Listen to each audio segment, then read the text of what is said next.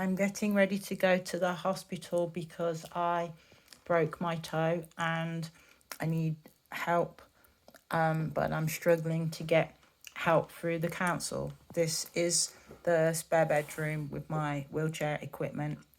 It's just in the middle because it's broken. I can't use it because I broke it trying to open doors at the hospital that weren't wheelchair accessible.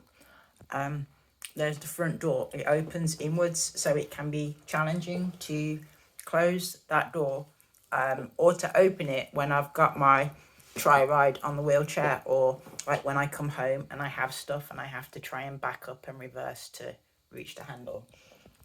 That's the hall cupboard with the fuse box and stuff where I charge the tri-ride. And here's the bathroom. I thought that I had secured that frame the other day, but it wobbled again, so I've got some larger screws. I've had to drill into the concrete floor to try to secure the frame because I can't get through the application process for grab rails and other aids and adaptations without a appropriate support worker. But Sandwell Council keep yanking my chain, and I just get phone calls and messages off someone claiming to be a support worker for a while, and then they close the application.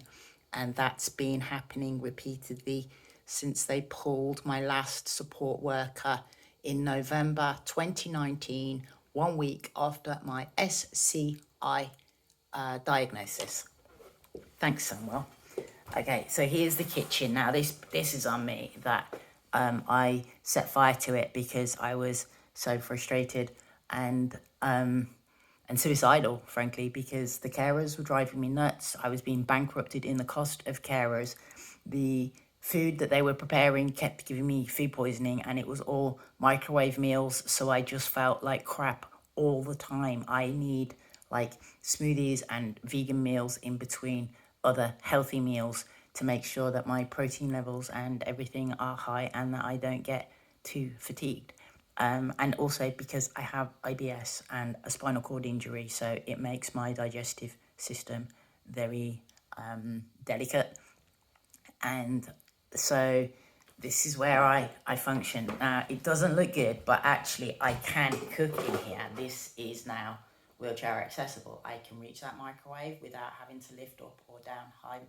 I can reach that little cooker that was lent to me, I think 3 years ago now. Thanks, Samwell, for lending me a little cooker, but not actually fixing the fucking kitchen. There's my little hob. I don't use the door to go outside because outside it's just the steps are there and I always fall down the steps, or not always, but I frequently fall down the steps and get injuries, the worst of which was a concussion that hospitalised me for 10 days. So I don't go outside unless there's someone here because it's just not safe, but that's not good for my mental health to look at a garden that I'm legally required to maintain but can't even access safely.